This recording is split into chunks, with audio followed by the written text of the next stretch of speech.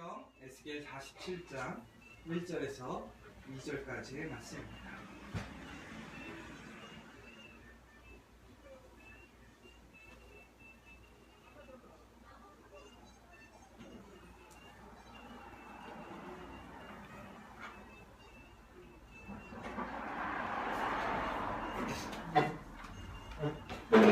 우리 다 찾으셨으면 우리 함께 고백하도록 하겠습니다. 그가 나를 데리고 성전문에 이르시니 성전의 앞면이 동쪽을 향하였는데 그 문지방 밑에서 물이 나와 동쪽으로 흐르다가 성전 오른쪽 제단 남쪽으로 흘러내리더라.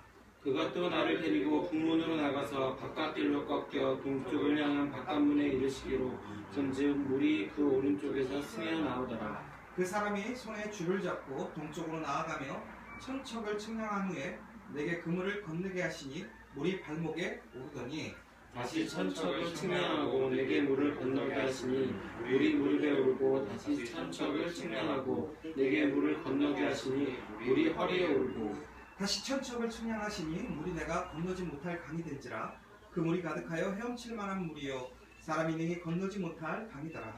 그가 내게 이르시되 인자야 내가 이것을 보았느냐 하시고 나를 인도하여 강가로 돌아가게 하시기로.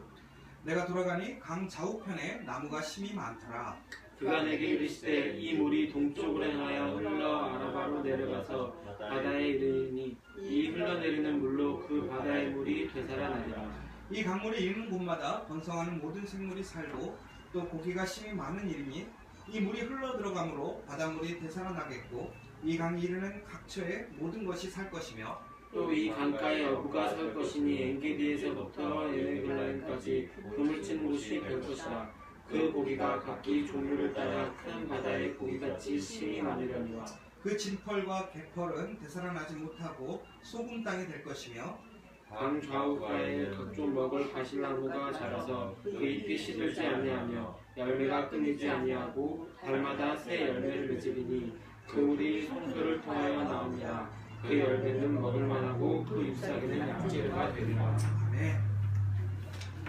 에스겔 47장의 말씀은 에스겔이 하나님의 천사의 인도함을 받아서 하나님의 성전을 통해서 광야와 또한 사해와 더 나아가서는 메마르고 죽어버렸던 그 땅들이 소생하는 그러한 환상, 역사를 볼 수가 있습니다.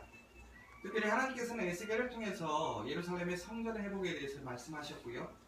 또한 그 예루살렘의 성전의 회복 가운데 이스라엘이 그곳에서 예배를 회복하는 모습을 우리가 또한 지난 시간 우리 큐티를 통해서 아마 보셨을 것입니다. 그리고 오늘 그러한 예루살렘의 성전에서 이스라엘 사람들이 하나님께 온전한 예배, 회복되어지는 예배를 드린 후에 그 성전에서 놀라운 은혜가 흘러 넘쳐서 전국에는 이스라엘을 온전히 회복시키고 변화시키는 모습들을 보게 됩니다. 결론적으로 우리 삶의 변화를 일으키는 것, 우리 삶에 무엇인가를 살아나게 하고 소생시킬 수 있는 것은 오직 하나님밖에 없다는 것을 오늘 본문은 다시 한번 이야기해 주고 있습니다. 특별히 오늘 47장 1절의 말씀을 보면 에스겔이 바로 성전 문에 이르렀는데 그 성전에 있는 문지방 밑에서 물이 흘러나오는 것을 보게 됩니다. 이 물이라는 것은 다시 얘기하자면 생명을 이야기하고 그 생명의 시작, 기초를 이야기하는 것입니다. 그런데 그것이 바로 어디서 흘러나왔느냐면 바로 성전의 문지방이라는 거예요. 결국은 하나님이 계시는 그 성전, 그곳에서부터가 모든 생명의 시작이요, 모든 회복의 시작이요, 다시 일어섬의 시작이라는 것이죠. 결국 우리는 다른 것에서 그 회복을, 그 일어섬을, 그 능력을 경험할 수 없다는 것을 오늘 이 본문은 다시 한번 이야기해 주고 있습니다. 그런데 오늘 이 본문의 이야기는 우리가 예루살렘의 성전의 회복이 불가능한 사실이었던 것과 마찬가지로 오늘 이 예루살렘에서 나오는 그 능력, 그 은혜는 불가능한 역사 가운데 일어나는 일들인 것을 우리가 다시 한번 본문을 통해서 볼 수가 있는데요. 왜 그러냐면 아마 이 중에 혹시 여러분 중에 예루살렘이나 혹은 이스라엘 혹시 여행 가신 분 계십니까? 저밖에 없군요. 제가 이스라엘을 차를 가지고 한 일주일 정도를 쭉 한 바퀴 돌아다녔어요. 차를 렌트를 해서. 그래서 구석구석 돌아다녔죠. 그런데 이스라엘을 가보면 기본적으로 이제 어디를 제일 먼저 가보고 싶으세요? 네? 광야. 광야요? 그 험한 곳을 먼저 가고 싶으세요? 그 힘든 곳에? 보통 사람들이 제일 먼저 가는 데가 예루살렘을 제일 먼저 가요. 왜냐면 예루살렘에 가야 짐도 풀거든요. 그러니까 예루살렘이 제일 먼저 가고 그 다음에 베들레헴, 나사렛 그렇게 예루살렘 주변을 이제 돌아다니게 되죠. 그러면서 이제 갈릴리도 가게 되고 이제 그러다 보면 전국에는 이스라엘의 지형을 대충 알게 되는데 우선 이 예루살렘이라는 것이 여러분이 잘 아시는 것처럼 예루살렘은 성입니다. 근데 아마 가보시면 성이라고 하기에 그렇게 큰 성은 아닌 성처럼 느껴질 수도 있지만 예루살렘 성이 생각보다 커요. 그 앞에 다윗성이라는 것이 있는데 그 다윗성은 매우 작지만 예루살렘 자체는 생각보다 상당히 큰 성입니다. 그런데 이 성이 위치한 자리가 어디냐면 바로 산 꼭대기예요. 결국은 예루살렘이라는 것은 산 정상에 지은 성을 이제 얘기하는 것이죠. 근데 대부분의 성들을 보면 대부분의 성들이 이런 산 꼭대기나 일반 평지에서 사람들이 올라오기 쉽지 않은 곳에 이제 일반적으로 성을 짓죠. 그러면 한번 생각해 보자라는 거예요. 그러면 그 예루살렘에서 물을 구하기가 쉬울까요? 어려울까요? 산 꼭대기에 성이 있어요. 물을 구하기가 쉬울까요? 어려울까요? 어렵죠. 왜? 대부분의 물은 산 꼭대기에 있는 게 아니라 어디에 있죠? 산 밑에 있어요. 왜? 비가 내리면 결국엔 다 어디로 가죠? 밑으로 흘러갑니다. 그래서 지하수라고 하는 것들은 대부분 땅과 산이 만나는 경계선 혹은 산 중턱에 위치하고 있지 산 정상에는 그런 우물이나 혹은 이런 지하수 같은 것들이 없다는 거죠.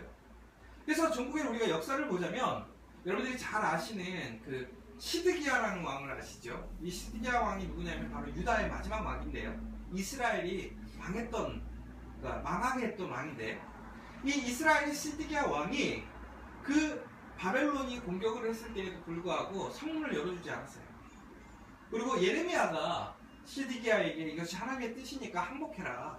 그 가운데 하나님의 선한 계획이 있다. 그리고 하나님이 회복시키실 것이라는 메시지를 들었음에도 불구하고 이 시드기야가 그 성문을 열지 않았습니다. 근데 거기에는 여러 가지 이유들이 있는데 첫 번째는 어떤 예루살렘에 대한 시온 사상이 있었고요. 또 한 가지는 바로 그 견고한 예루살렘이 그 자리에 있었기 때문에 아무도 근접하지 못한다고 생각했다는 거예요. 그 근간이 되는 것이 바로 그 시드기야보다 바로 위에 왕인 히스기야 왕 때에 히스기야가 그 예루살렘 성이 지형적으로는 가장 좋지만 취약한 점이 있었는데 그게 뭐였냐면 물이 없는 거잖아요. 그래서 기온샘이라는 곳에다가 터널을 뚫어서 산화수도 시설을 만듭니다. 그래서 예루살렘 지하에 보면 기욤샘까지 터널이 뚫어져 있습니다. 이걸 바로 히스기야 터널이라고 하는데 그 거리가 상당히 거리가 멉니다. 그래서 예루살렘에 투어를 가보시면 히스기야 그러니까 그 예루살렘 성전 지하에 가보면 그 땅을 팠던 그 현장이 그대로 보존되어 있어요. 그리고 그 수로가 그대로 보존되어 있는데 성인이 하나 정도가 충분히 들어갈 정도의 사각형의 그런 수로처럼 되어 있고요. 물이 지금도 어느 정도까지 흐르냐면 이 허리 정도까지 물이 차서 흐릅니다. 그래서 이렇게 후라시를 켜고 들어가는데 깜짝깜짝 놀라요. 물이 갑자기 훅훅 이렇게 깊어졌다가 낮아졌다는 그런 상황을 보니까. 그러니까 결국에는 이 히스기야라는 사람이 그 예루살렘의 부족함을 채워서 성을 더 견고하게 만들었고 더 나아가서는 바로 그 히스기야 때 아수르라는 나라가 그 예루살렘을 공격합니다. 그런데 전국에는 그 예루살렘을 정복하지 못해요. 그리고 결국에는 아수르가 바벨론에게 넘어가는 역사적인 운명을 보게 되죠. 그러니까 결국에는 이 역사를 통해서 이 이스라엘 사람들은 예루살렘의 성 안에만 있으면 그들은 절대로 무너지지 않고 완전하고 견고한 성이 될 거라고 믿었던 거죠. 그런데 나중에 바벨론 왕은 그 히스기야 왕이 그 성전에서 이기고 나서 너무나 자만되어지고 기분이 좋아서 바벨론이 그때는 그렇게 강력하지 않았었거든요. 그때 그 사신들이 왔을 때 그 예루살렘의 성전의 내부 그 터널을 다 보여줍니다. 이래서 우리가 이겼다고. 그래서 시간이 흐른 다음에 바벨론이 그 예루살렘을 공격할 때 어떤 조치를 취했을까요? 기온샘을 막아버립니다. 그러니까 전국에는 예루살렘 성이 3년을 버티다가 끝내는 문을 열고 항복하게 되고, 그러면서 이 시드기야 왕은 도망가다 잡혀서 완전히 처참한 죽음, 그리고 이스라엘 예루살렘 성은 모두 다 파멸되어지는 그런 일들을 보게 되었죠. 그래서 그러한 상황 속에서 이스라엘이 회복되어진다는 것은 거의 불가능하다고 생각했던 거고, 그런 상황 속에서 지금 이 예루살렘에서 물이 흘러나온다는 것은, 특별히 이 예루살렘에 있는 그 성전의 문턱에서 물이 흘러나온다는 것은 일반적인 상식에서 이루어질 수 없는 일이라는 이야기입니다. 그런데 아이러니하게 오늘 본문의 내용을 잘 보시면 그곳에서 물이 흘러나왔다 나오고 있습니다. 보시면 물이 나와 소동쪽으로 흘러가고 있었다 라고 하는데요, 한번 생각해 보세요. 오늘 본문의 내용은 결국은 어떻게 되냐면 이 성전에서 물이 흘러나와서 결국에는 천척을 갔더니 이것이 우리의 그 발에 잠기는 정도까지 되고, 또 청규빗을 갔더니 결국에는 어떻게 되죠? 내 허리까지 잡고, 또 청규빗을 갔더니 어떻게 되죠? 헤엄치기에 충분했고, 그 다음에 결국에는 건널 수 없는 대단한 강이 되었다는 소리예요. 그러면 한번 생각해보자는 거예요. 예루살렘 성전 문지방에서 물이 흘러나오는데 그 양이 어떻게 나왔어야 될까요? 이 정도로 홍수가 난 것처럼 된 상황이에요. 홍수가 나서 하나님 얘기로 쓰나미가 한번 몰려왔을 때 파도처럼 물이 쫙 나가는 상황인데, 그러면 어떻게 됐을까요? 그 예루살렘 문지방에서 이렇게 흔한 얘기로 뭐 광천수가 터지신 물이 팡 쏟아갖고 온 사방에 그 예루살렘을 다 비로 내려가지고, 그 비가 내리면 갑자기 나무에 삭들이 나면서 막 나무도 쭉쭉쭉 자라나고 갑자기 열매가 나고 막 만화에 그런 거 있잖아요. 그렇게 돼야 되는 상황인데 그러지가 않은 거예요. 지금 물이 나오긴 나오는데 어떻게 나오냐면, 우리가 흔한 얘기로 물이 뽕뽕뽕 소리가 나올 정도로 물이 그렇게 간신히 텅텅텅 흘러서 나오기 시작하는 거예요. 그럼 그 물이 나온다는 게 얼마나 연약하고 강하지 않았다는 거예요. 그런데 아이러니한 것은 이 강물이 어떻게 됐다는 거죠? 이 물이 흘러가면 흘러갈수록 어떻게 되는 거예요? 물의 양이 많아지고 물의 풍속이, 그러니까 물의 그 속도가 엄청 빨라진다는 소리예요. 그러면 결국은 이것이 되려면 어떻게 된다는 소리예요? 처음에 산에 물이 흐르는데, 우리도 지금 한강의 기온이 있잖아요. 한강의 기온, 어디 산에 가보면 어디 제 이름가면 거기는 물이 정말 잘잘잘 나오잖아요. 이렇게 시냇물처럼 나오는데요. 근데 지금 한강을 이루고 있단 말이에요. 그러면 결국에는 그 기원에서 그 많은 물이 다 나오는 것이 아니라 그 물이 시작되는 곳에서 중간중간에 물들이 계속 합쳐지어서 결국엔 그 물이 많아지니까 지금의 한강에 이르러서는 정말 한강의 물처럼 많아진 거잖아요. 그러면 바로 이때도 그랬는가? 그게 아니라는 거예요. 물이 유입되는 사건이 없어요. 그런데 물이 어떻게 되는 거예요? 불어나는 거예요. 물의 양이 많아지면서 속도가 빨라지는 거예요. 너무나 광활하고 광대해지는 거예요. 결국은 이게 무슨 얘기예요? 자연적인 현상이 아니라는 거예요. 하나님이 오늘 이스라엘의 회복을 통해서, 그 예배의 회복을 통해서 이제 온전한 이스라엘의 온 지면을 다시 회복시키시겠다라는 그 환상을 보여주시는 거예요. 그런데 여러분, 여기서 우리가 기억해야 될 것은, 오늘 그 예루살렘 성전에서 모든 것이 시작되어진다는 것을 우리는 믿어요. 또한 그것을 소망해요. 그런데 그곳에서 나오는 하나님의 은혜가, 능력이 우리의 기대치만큼 안 되는 거예요. 물이 너무 뽕뽕뽕 조금 나오는 거죠. 여러분 같으면 그러한 기적 앞에서, 하나님의 그러한 능력 앞에서 여러분들은 정말 하나님을 신뢰하고 믿을 수 있게 됩니다. 하나님께서 말씀하신 그 이스라엘의 회복, 더 나아가서는 이것이 어떻게 되는 거냐면, 이 물이 흘러서 어디를 갔냐면 광야로 흘러가는 겁니다. 이 동편이 결국은 예루살렘의 동쪽에 광야가 있어요. 그리고 광야 밑에 뭐가 있냐면 사해 바다가 있어요. 사해가 뭐예요? 물이 죽어있는 강을 얘기하는 거예요. 그런데 이 물들이 결국엔 어떻게 되는 거예요? 애국이 아니라 광야를 지나면서 그 광야를 어떻게 되는 거죠? 변화시키는 거예요. 초원으로 변화시키는 거예요. 모든 식물들이 자라나고 동물들이 모이는 살기 좋은 지상 낙원처럼 만들어버리는 거죠. 더 나아가서는 이 사회를 다시 생명력이 살아갈 수 있는 그 삶의 현장으로 바꿔버리는 거예요. 물고기가 많아지고 더 나아가서는 그곳에 어부들이 생기고 삶의 그 씨앗이 일어나는 거예요. 죽음마다 아무도 살 수 없고 아무도 가까이 할 수 없는, 그런데 그것이 변화되는 거예요. 그리고 더 나아가서는 모든 곳에 그 물이 흘러들어가서 죽고 메마른 땅을 다시 소생시키고 생명력으로 바꾸는 그 일들을 볼 수 있다는 거죠. 그런데 그 시작이 너무나 미약하더라는 거예요. 창세기에 뭐라고 나와있지? 우리의 시작 너무 미약하지만 그 끝은 창대하리라는 얘기가 똑같은 거예요. 여러분 정말 그 사실을 믿을 수 있냐고요.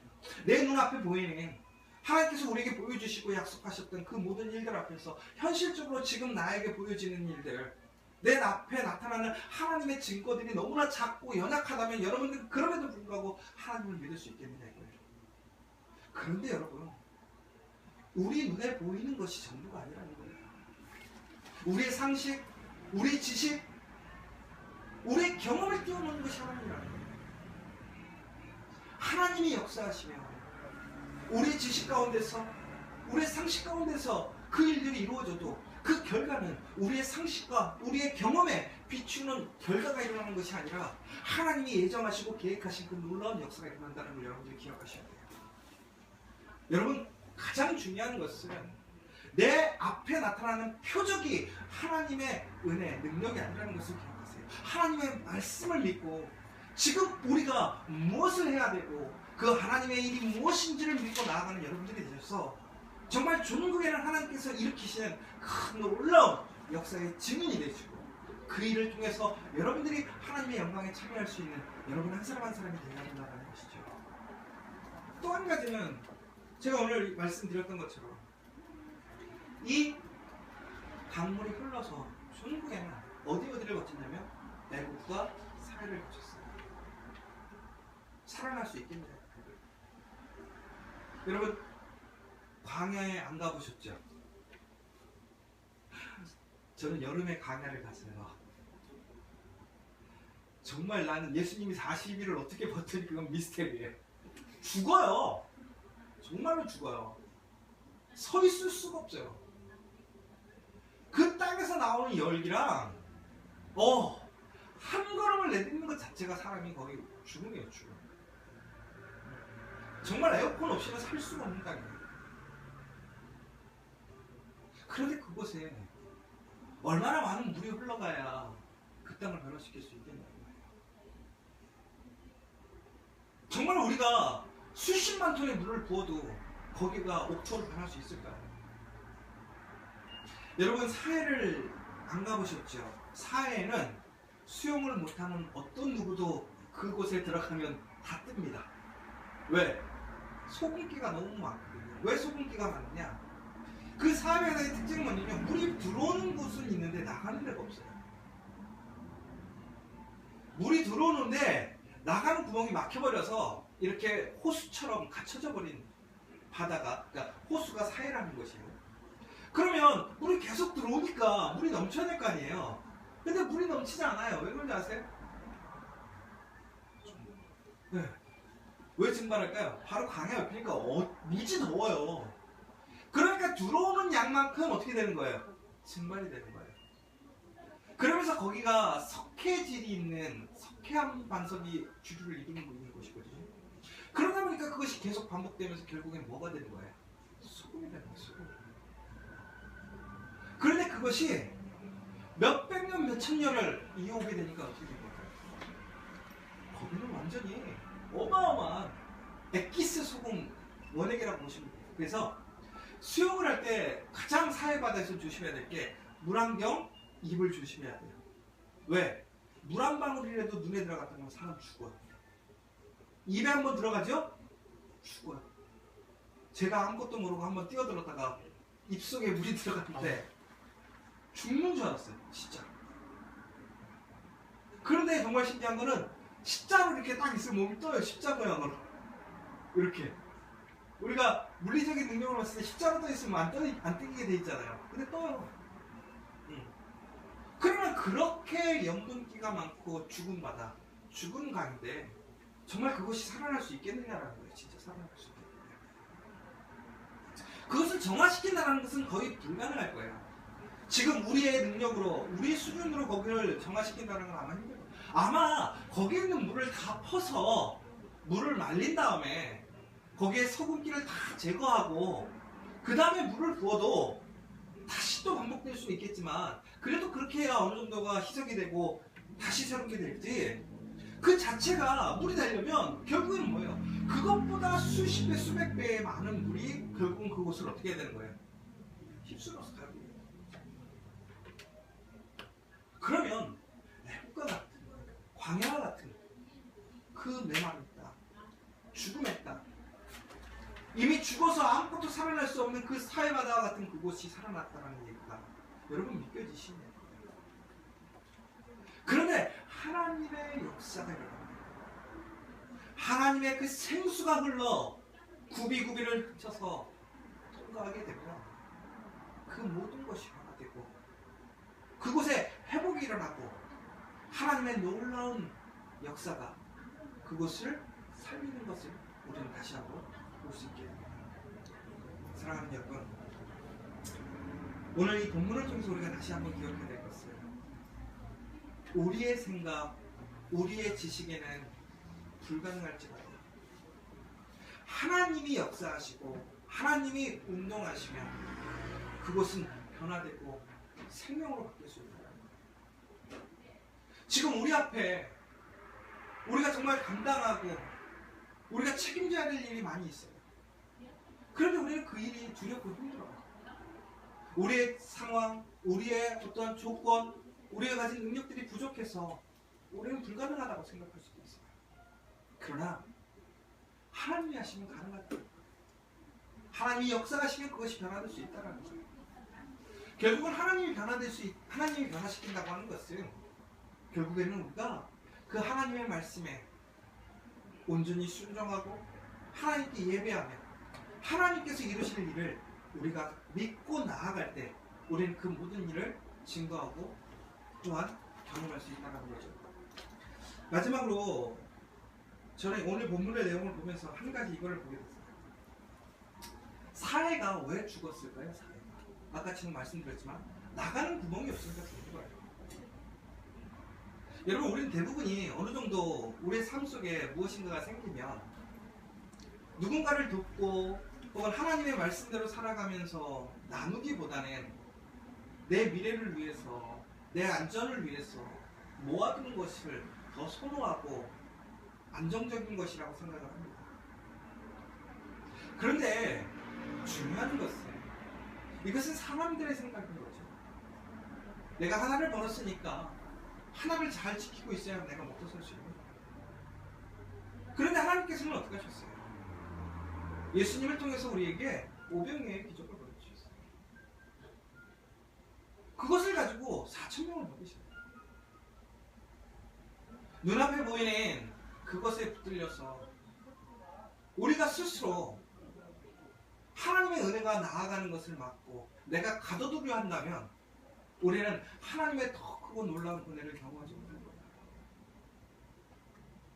오늘 에스겔이 했던 행상은 뭐냐면 그것을 막아서 예루살렘에 더 풍요롭게 그 물을 가두지 않았다는 거예요. 왜? 하나님의 그 은혜의 생수는 끊임이 없다는 거예요.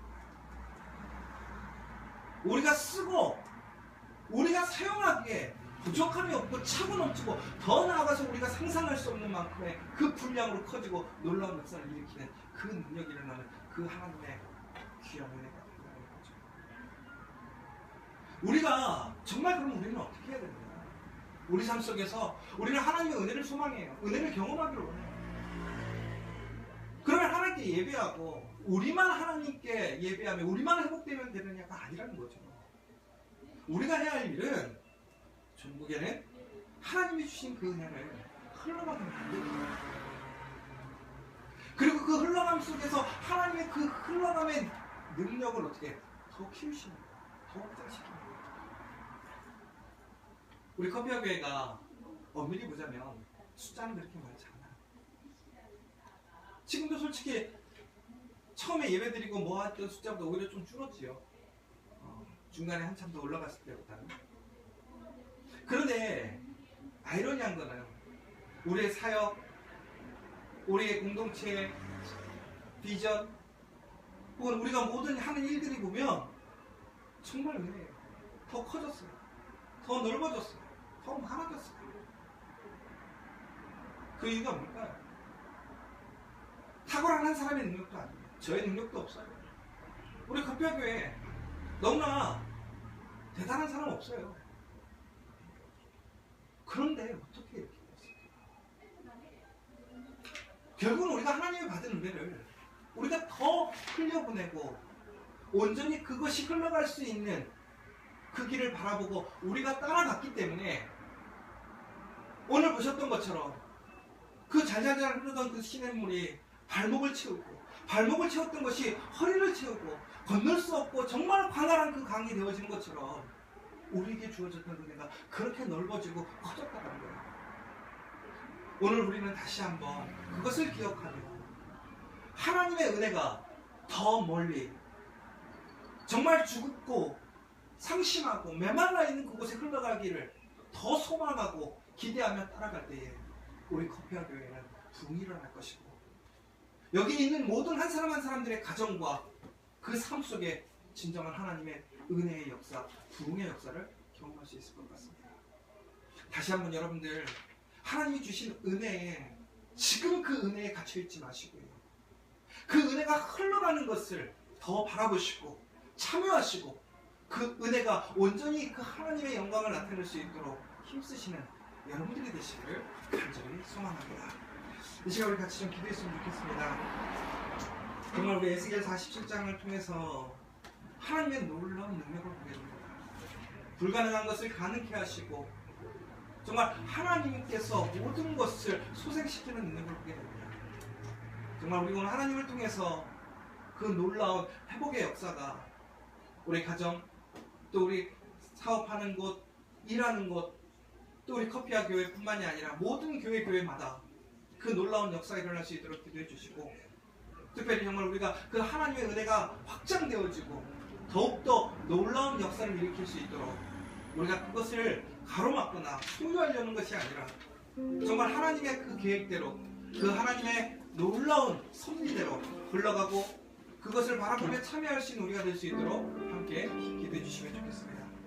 또한 특별히 오늘 이 시간 간절히 기도했으면 좋겠는데 우리 커피와 교회에 주신 은혜 또한 여러분들 삶 속에 주신 은혜는 정말 여러분들이 하나님의 은혜에 참여했기 때문에 그래요. 그 은혜를 흘려보냈기 때문에 그래요. 그 은혜를 내가 더 기쁨으로 감사함으로 흘려보내고 내가 그 흘러가는 곳에 계속 함께 나아갈 수 있는 우리가 될 수 있도록 다시 한번 기도해 주시고 내 주변에 지금 광야와 같은 사람, 사회와 같은 사람들이 있어요. 그 사람들에게 그리스도의 복음이 들어가야 돼요. 그게 누구인지 여러분 기억하시고 그분들을 위해서 다시 한번 기도해 주셨으면 좋겠어요. 그래서 놀라운 하나님의 생수의 강에 그 마른 땅에 다시 하나님의 놀라운 섭리로 생명을 일으켰던 것처럼 그 한 사람들은 심령이 회복되어지고 그들의 가정이 회복되어지고 그들의 일이 회복되어지고 그들의 꿈과 비전이